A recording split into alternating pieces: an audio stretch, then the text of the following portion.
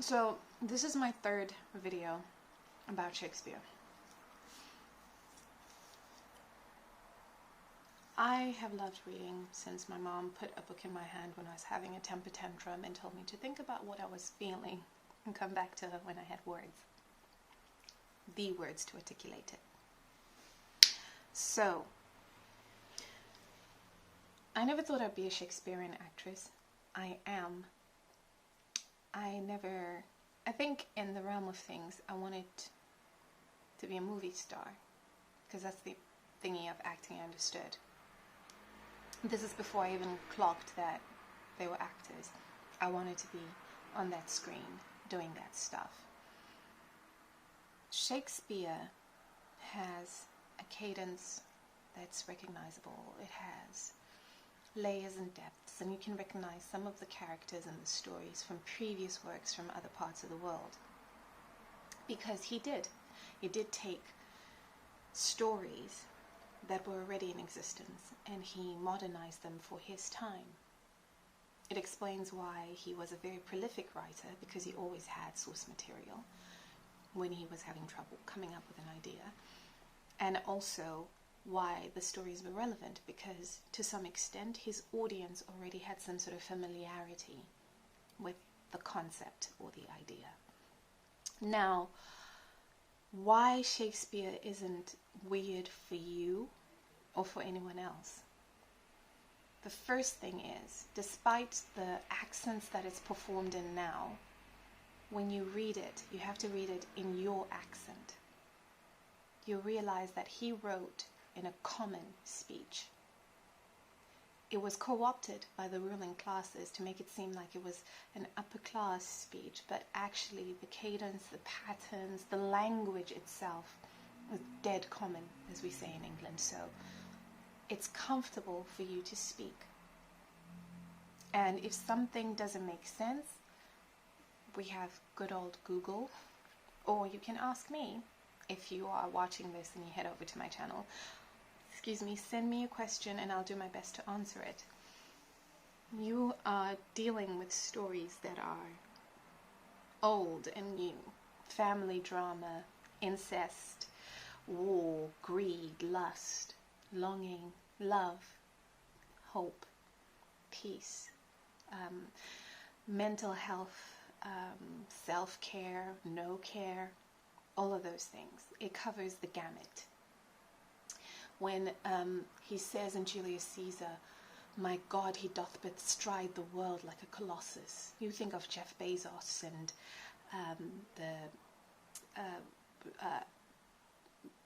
Steve Jobses and Bill Gates and all these people. Dude who's South African and owns Tesla.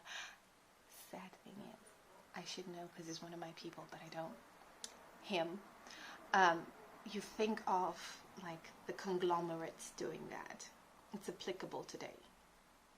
When you read Midsummer Night's Dream, and it is characters like Bottom and Nick and all these characters who are just ordinary citizens putting on a play before the High Council to put on a play, to the Duke. And when you see all of that stuff, you think of ordinary people going into the street, making their points, trying to get their views heard and understood. When you think of the Richards and the King Lear, you think of the passing of power from father to child in a changing political system, and people refusing to acknowledge that or understand that, and actually people understanding that more people support this thing than they previously imagined, and those people discovering that more people dislike this thing than they previously discovered.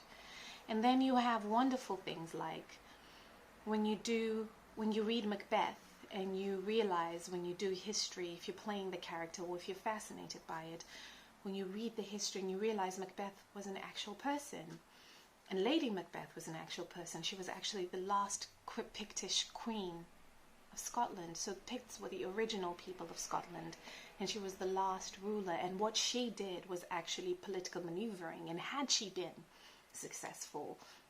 Well, she was successful. It was like, had she been a man, it would have been viewed differently. And you understand that Macbeth was actually a brilliant king and a wonderful man, and the end of his life was a thing of sadness for the people around him.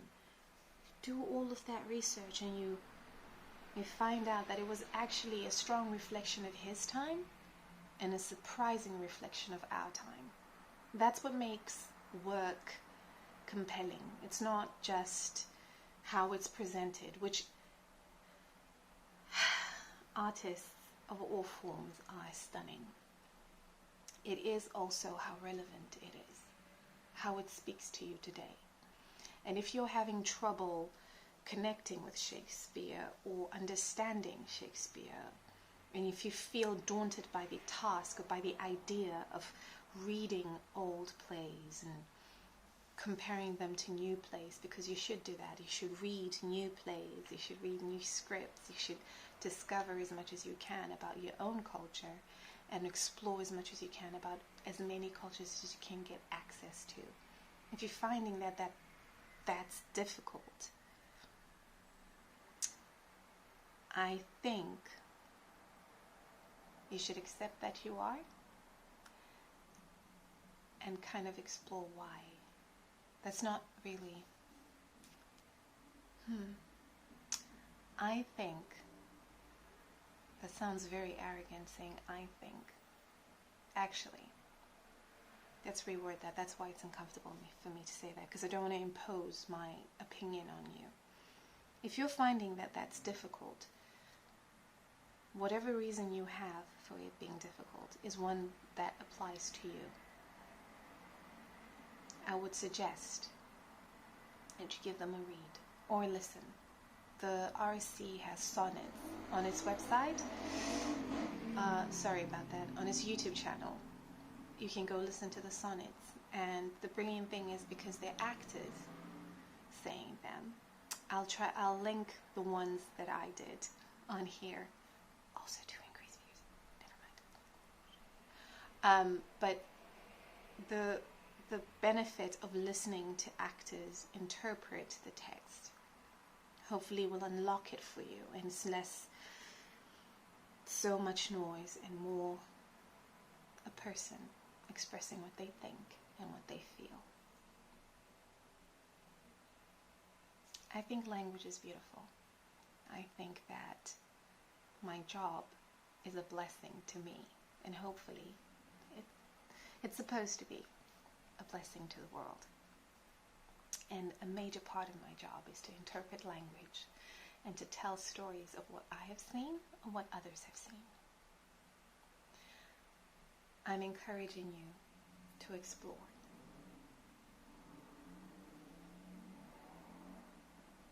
I think that's it.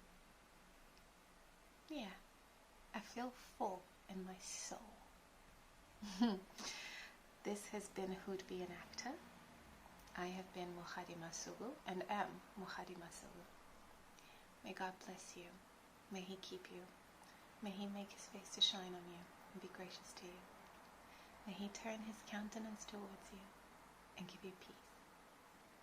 Thank you.